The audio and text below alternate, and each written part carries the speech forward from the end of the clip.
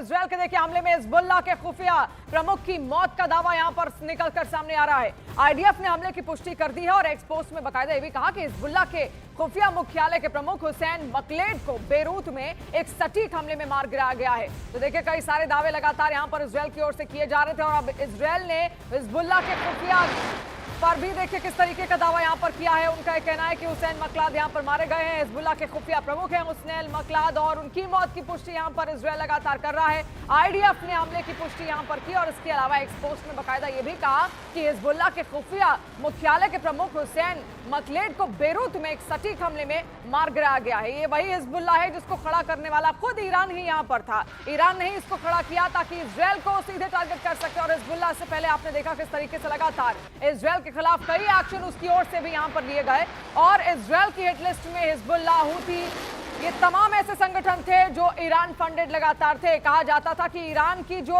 लगातार इकोनॉमी गिरी इन्हीं कारणों से गिरी भी क्योंकि हिजबुल्लाह और हूथियों को लगातार उसकी ओर से फंड किया गया और ऐसे में वहां हालात उत्पन्न हुए ऐसे कि आपने देखा किस तरीके से जो सत्ताधारी थे उनके खिलाफ ही लोग सड़कों पर उतर आए। अब देखिए ईरान से जंग के बीच इजरायल के पीएम बेंजामिन नेतन्याहू से जुड़े एक बड़ी खबर भी आ रही जहां पर इजरायल के प्रधानमंत्री ने पीएम मोदी से फोन पर बात करने के बाद उनका शुक्रिया अदा किया है। नेतन्याहू ने कहा कि उनकी पक्के दोस्त से बातचीत हुई और उन्होंने अपने साथ खड़े रहने के लिए पीएम मोदी को धन्यवाद दिया। वहीं प्रधानमंत्री नरेंद्र मोदी ने पश्चिम एशिया के तनावपूर्ण हालात पर जॉर्डन, बहरीन के किंग और सऊदी क्राउन प्रिंस से भी फोन पर बातचीत की। वहां के तनाव पर उनकी ओर से चर्चा यहां पर की गई है। आपको याद होगा इससे पहले प्रधानमंत्री नरेंद्र मोदी इजरायल की यात्रा पर गए भी थे। I spoke to our great friend, Prime Minister Narendra Modi. I spoke to him at length yesterday.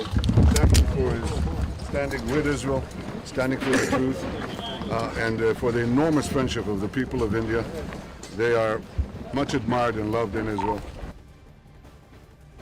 तो एक एक तस्वीर न्यूज 18 इंडिया के जरिए हम आपको दिखा रहे हैं कि क्या हालात इस वक्त मिडिल ईस्ट में लगातार बने हुए हैं। वहीं इराकी समूह ने होटल पर हमले की जिम्मेदारी अब ले ली है जहां पर इरबिल में होटल पर हमले की जिम्मेदारी ली गई। इरबिल होटल में यूएस सैनिकों के होने का दावा किया जा रहा था और इराकी समूह ने ड्रोन हमला वहां पर किया। उसके बाद वहां पर उस होटल को नुकसान पहुंचाया गया। तस्वीर देखिए वहां से भी सामने आई है। इरबिल में उस वक्त कई सारे यूएस सैनिक वहां पर थे। देखिए इसी बात का डर अमेरिका को था कि कोई भी बॉडी बैग अमेरिका तक पहुंचे ना, क्योंकि अगर अमेरिका तक बॉडी बैग्स पहुंचेंगे सैनिकों को उसके नुकसान पहुंचेगा तो सीधे सीधे टारगेट करेगा उनके मिड टर्म इलेक्शन पर। और ये बहुत बड़ा दांव यहां पर देखिए खुद अमेरिका ने ही चला है इजरायल के साथ मिलकर। अब ये दांव कितना भारी यहां पर अमेरिका को पड़ेगा ये आने वाला वक्त ही यहां पर बताएगा। लेकिन अमेरिका के सैनिकों को अगर नुकसान हुआ तो सीधे सीधे आप समझिए ट्रंप की इमेज को भी मिड टर्म इलेक्शन में नुकसान पहुंचता हुआ दिखेगा।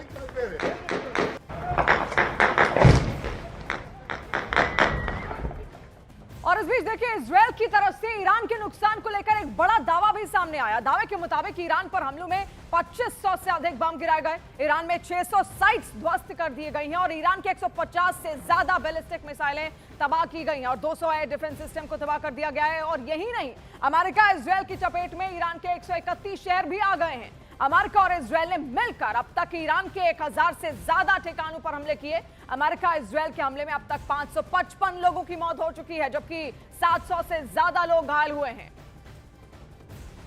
और वहीं आपको यह भी बता दें कि कतर के रक्षा मंत्रालय का एक बहुत बड़ा दावा भी इसी के साथ निकलकर सामने आया जहां पर ईरान की मिसाइलों और ड्रोन को रोकने का दावा किया गया है। कतर का कहना है कि ईरान की तीनों क्रूज मिसाइलें रोक दी गई हैं। 101 में से 98 बैलिस्टिक मिसाइलें रोकी गई हैं। इसके अलावा देखिए 24 ड्रोन भी यहां पर रोके गए हैं। ये भी उनका दावा यहां पर है। ये कतर का दावा है जो इस वक्त आप यहां पर देख रहे हैं, क्योंकि पूरे देखिए ईरान ने पूरे मिडिल ईस्ट पर प्रहार किया है। कई सारे गल्फ नेशंस पर यहां पर लगातार उसकी ओर से प्रहार किया गया है। उसके बाद ऐसी तस्वीरें निकलकर सामने आई, लेकिन ईरान बार बार स्पष्ट कर रहा है कि हमारा हमला उन गल्फ कंट्रीज के साथ नहीं है, हमारी कोई दुश्मनी गल्फ कंट्रीज के साथ नहीं है, लेकिन क्योंकि हमारी मजबूरी है, वहां पर अमेरिकी सैन्य अड्डे हैं, इसलिए हम उनको टारगेट यहां पर कर रहे हैं। और इसीलिए तस्वीर भी आप देखिए कतर को जिस तरीके से टारगेट किया गया और कतर का बाकायदा फिर बयान भी सामने आता है कि हमने उनके कई सारे बैलिस्टिक मिसाइलों को यहां पर ध्वस्त कर दिया है। उसके बाद की ये तस्वीर आप देखिए। देखिए युद्ध जब भी होता है इसमें कोई दो राय नहीं कि नुकसान सबसे ज्यादा आम नागरिकों का ही होता है। सबसे ज्यादा चोट अगर किसी को पहुंचती है तो आम नागरिक ही हैं। और यही कारण है कि कई जगह ऐसी भी हैं, कई बड़े शहर ऐसे हैं पूरे विश्व में जहां से देखिए लोग धीरे धीरे पलायन करने अब शुरू हो चुके हैं।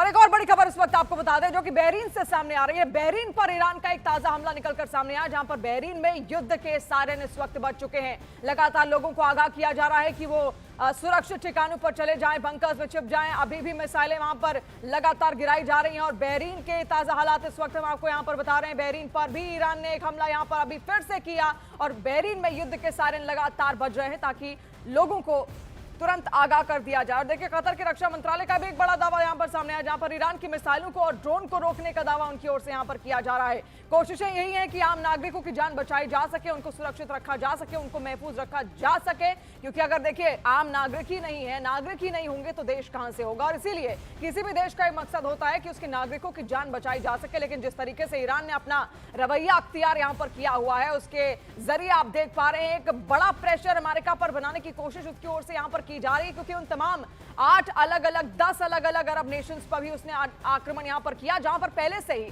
अमेरिका के कई सारे मिलिट्री और एयरबेसेस बने हुए हैं। लेकिन इसका सीधा नुकसान और भी जगहों पर हो रहा है, ना केवल उसका सीधा टारगेट वो बेस है, इसके अलावा भी आप देखें किस तरीके से आम इलाकों पर भी, कई जगह रिहायशी इलाकों पर भी अटैक किए गए ईरान की ओर से। और इसी वजह से देखिए अब ये हालात यहाँ पर और ज्यादा बद से बदतर होते हुए दिख रहे हैं। ये देखिए बहरीन में किस तरीके से युद्ध का सायरन यहाँ पर बजा है, लोगों को आगाह किया जा रहा है और यही अलर्ट है, लोगों को यही अलर्ट किया जा रहा है कि आप सुरक्षित ठिकानों पर चले जाएं। और देखिए आप आसमान में ऐसा लग रहा है आतिशबाजी हो रही है, लेकिन ये मिसाइलें हैं जो नीचे गिरने की कगार पर इस वक्त है, लेकिन तुरंत उनको इंटरसेप्ट कर, जैसा कि बहरीन का यहाँ पर कहना है कि हमने उनको इंटरसेप्ट किया। कतर ने भी कहा कि हमने उनको इंटरसेप्ट किया और उसके बाद उनको ध्वस्त कर दिया। लेकिन जो मलबा है देखिए, उसको गिरने के लिए कहीं तो जगह चाहिए और ऐसा हो सकता है कि वो किसी रिहायशी इलाके पे ही गिर जाए, जिसकी वजह से नुकसान वहां पर पहुंच सके। तो महायुद्ध की नॉन स्टॉप कवरेज है, आज चौथा दिन है न्यूज 18 इंडिया पर। लगातार 4 दिन से हम ये पूरी कवरेज आप तक पहुंचा रहे हैं, लाइव कवरेज बकायदा पहुंचा रहे हैं और एक एक अपडेट आप तक हमने यहाँ पर पहुंचाई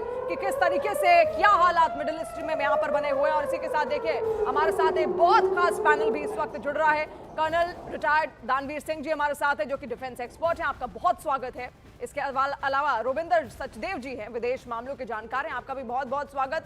सबसे पहले कर्नल दानवीर, चौथा दिन आज हो चुका है, 4 दिन हो चुका है, कितना और ईरान टिकेगा आपका? क्योंकि लोग जितने भी डिफेंस एक्सपर्ट इससे पहले भी आए, आपने भी बकायदा ये कहा कि ईरान के अंदर वो क्षमता तो है, उसने ये तो दिखा दिया अमेरिका को, हम वेनेजुएला तो नहीं है, आप हमें मारिए, हम भी आपको इतना ही मारेंगे। देखिए बिल्कुल ईरान के पॉइंट ऑफ व्यू से अगर बात बोलूं तो ईरानियन रेवोल्यूशन गार्ड लड़ाई तो अच्छा लड़ रहे हैं और मुकाबले का टक्कर भी दे रहे हैं, क्योंकि अमेरिकन पावर और इजरायली पावर के सामने अगर ईरानियन पावर की तुलना करी जाए तो बहुत कम है। और सब कुछ कम होते हुए भी वो रिटेलिएट कर रहे हैं, ये just from military point of view बिल्कुल काबिल तारीफ है। लेकिन दूसरी बात, इसका दूसरा पहलू ये है कि जिस तरीके से ये हमले हो रहे हैं, ये बताता है कि ये अभी लास्ट अपनी जो रजीम की जो आखिरी जो गुस्सा है, जो आखिरी जो उसकी जो दम है वो दिख रही है। और ये नेचुरल सी बात है कि ये अपने आप ये ज़ख़ीरा जब ख़त्म हो जाएगा तो अपने आप रजीम की जो IRG है वो घुटने टेक देगी। अब ये पॉइंट आपको नोट करना चाहिए और सबको नोट करना चाहिए कि IRGC सिविलियन गवर्नमेंट या ईरानियन गवर्नमेंट को आंसरेबल नहीं थी और आज भी नहीं है जी। वो सुप्रीम कमांडर आयतुल्लाह खमेनाई के लिए रिस्पॉन्सिबल थी, उन्हीं को रिपोर्ट करती थी, उन्हीं को आंसरेबल थी। उनके जाने के बाद ये बोला जा रहा है कि IRGC अब इंडिपेंडेंटली काम कर रही है। तो अब आपको ईरान स्टेट और IRGC को अलग करके देखना पड़ेगा। और IRGC जब तक हमले जारी रखेगी, जब तक उसके पास वो ज़ख़ीरा मौजूद है। लड़ाई शुरू होने से पहले पिछले साल उसके पास 3000 मिसाइल्स थी, लड़ाई ख़त्म होने के बाद में 1500 बची और चाइनीज़ मदद के बाद ये ज़ख़ीरा फिर से उठाकर इन्होंने 2500 तक के लेवल तक लेके आ गए हैं।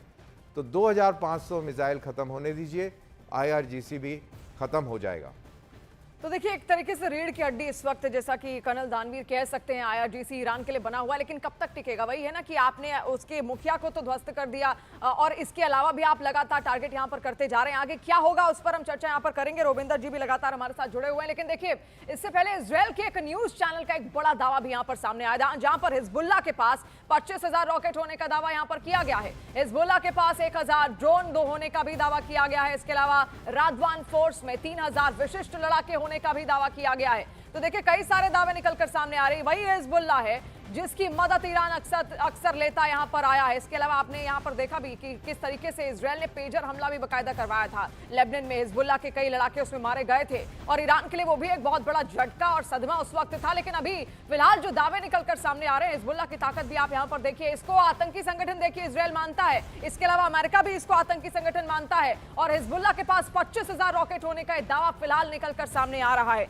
रोविंदर जी भी लगातार हमारे साथ जुड़े हुए हैं। रोविंदर जी, मिसाइलें, बैलिस्टिक मिसाइलें तो खूब सारी मिडिल ईस्ट में बनाई ही बनाई ईरान ने। इसके अलावा हिजबुल्लाह को इसने बहुत सपोर्ट दिया, हूथी को बहुत ज्यादा सपोर्ट दिया। फिर आपने यहाँ हमास में भी देखा किस तरीके से लगातार बहुत बड़ी फंडिंग, एक तरीके से इजरायल को अगर घेरने का काम किया ना, तो इन तमाम संगठनों को खड़ा करके ईरान ने यहाँ पर किया। लेकिन कहीं ना कहीं उसकी इकोनॉमी खुद ही डाउन होती चली गई इनको फंड करने के चक्कर में, और फिर वहां जो हालात हुए उसका सीधा फायदा अमेरिका ने उठाया। वहां के लोग भड़कने लगे, बेरोजगारी वहां पर उठने लगी। तो क्या एक तरीके से अपने ही पैर पर कुल्हाड़ी मारी इसने इन संगठनों को खड़ा करके? Yes and no. I mean, yes.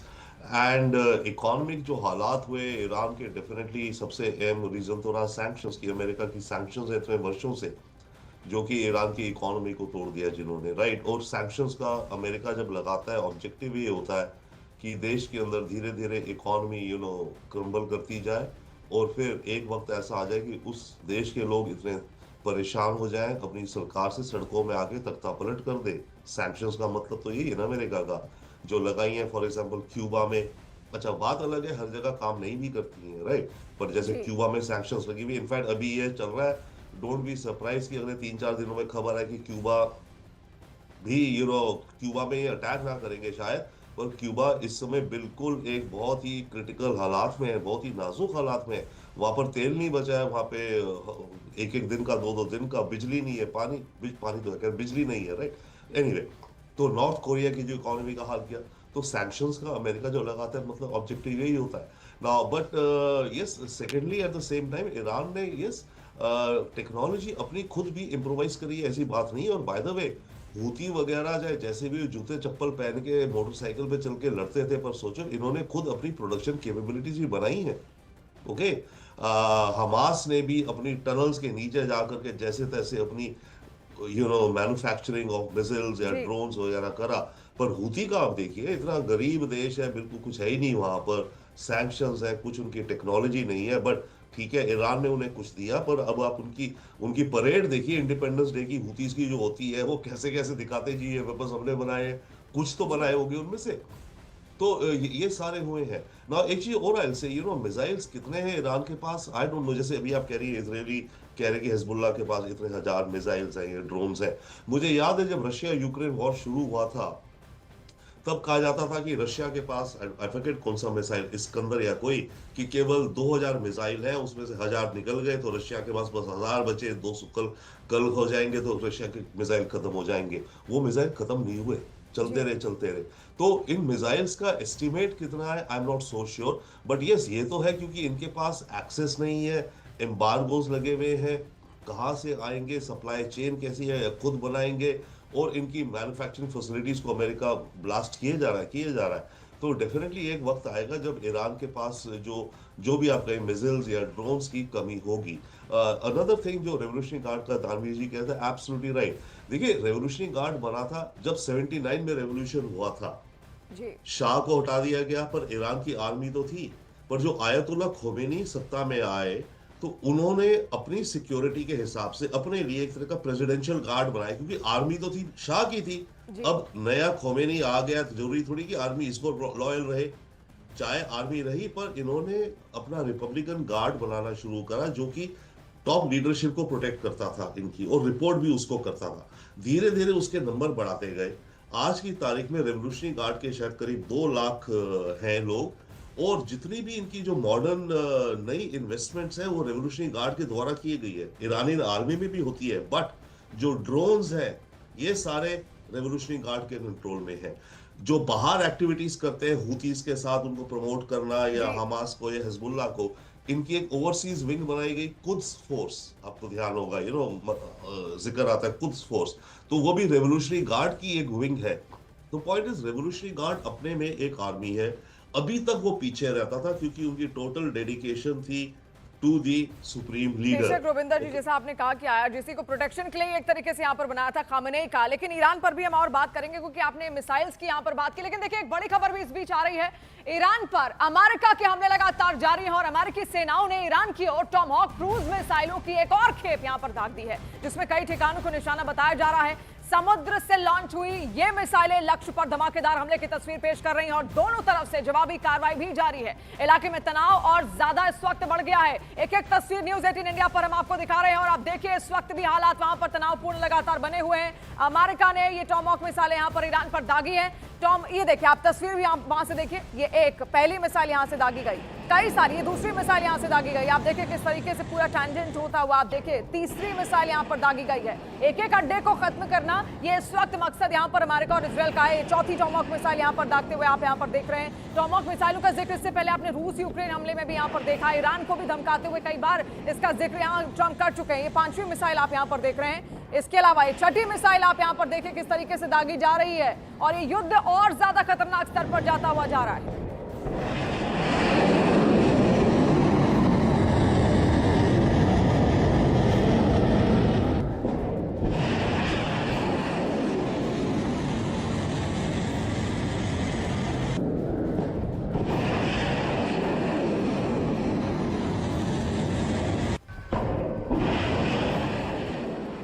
सारे हमले और तस्वीरें हम आपको दिखा रहे हैं किस तरीके से तैयारी इजरायल ने करके रखी है, इसके अलावा अमेरिका ने करके रखी है और ईरान ने भी करके रखी है। वो मिसाइलें दागते हुए हमने यहाँ पर आपको दिखाई।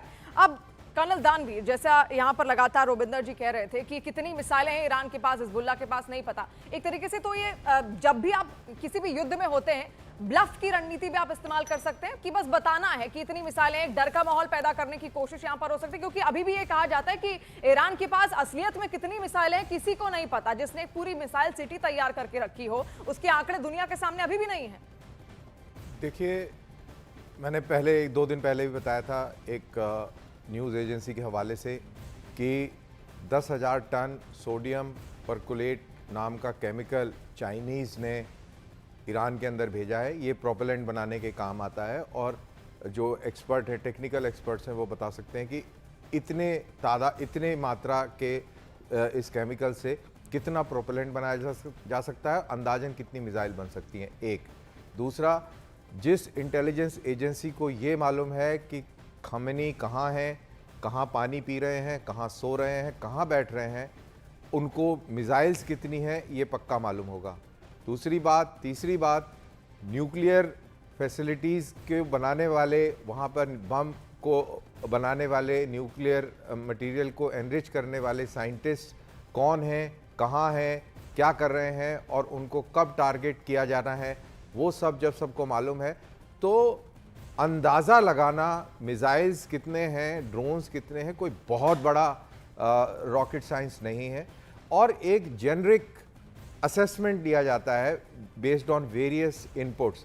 अब एग्जैक्टली कितनी मिसाइल हैं ये तो नहीं मालूम, लेकिन ब्रॉडली ओवरऑल पिक्चर बिल्कुल क्लियर है कि कितनी मिसाइल्स हैं। और जैसा आप अभी बता रहे थे कि अमेरिकन स्ट्राइक्स हुई हैं टोमाहॉक क्रूज मिसाइल से ईरान के ऊपर, तो ईरान के अंदर एक बहुत इम्पॉर्टेंट खैमनाई मिसाइल बेस है जिसको टारगेट किया गया सवेरे 7:30 बजे के आसपास, और रात में इरानियन मिलिट्री हेडक्वार्टर्स को तकरीबन 2 बजे भी टारगेट किया गया। तो ये टारगेटिंग बहुत ही सिलेक्टिव, पिन पॉइंटेड टारगेटिंग वहाँ पे चल रही है। और इस पूरे कहानी में ये मत भूलिए कि ईरान के अंदर एक बहुत बड़ा तबका है जो सेलिब्रेट भी कर रहा है। बेशक, और उसकी तस्वीरें हमने यहाँ पर दिखाई है। देखिए वहीं के लोग 2 धड़ों में इस वक्त बटे हुए हैं। और इस बीच एक और बड़ी खबर आ रही है जहां पर ईरान पर हमले की निंदा करने के बाद स्पेन ने देखिए एक बार फिर से अमेरिका को झटका दे दिया है। नेटो देश स्पेन ने अमेरिका को ईरान के खिलाफ अपने एयरबेस का इस्तेमाल करने से मना कर दिया है। स्पेन के इस रुख ने उसे अपने क्षेत्र में अलग थलग यहां कर दिया है और ईरान से देखिए जंग के बीच स्पेन ने अमेरिका को अपने एयरबेस का इस्तेमाल करने से मना कर दिया है और स्पेन के विदेश मंत्री ने कहा है कि स्पेन अमेरिका को ईरान के खिलाफ अपना एयरबेस इस्तेमाल करने की अनुमति नहीं देगा। तो स्पेन के विदेश मंत्री का बयान इस वक्त हम आपको दिखा रहे हैं। ईरान के खिलाफ जंग के बीच अमेरिका को स्पेन का यह झटका है और स्पेन ने यूएस को एयरबेस इस्तेमाल करने से ठीक मना कर दिया है, साफ मना कर दिया गया। देखिए अगर अमेरिकी एयरबेसेस कहीं और हैं तो देखिए सीधा नुकसान उन देशों को भी वहां पर होगा।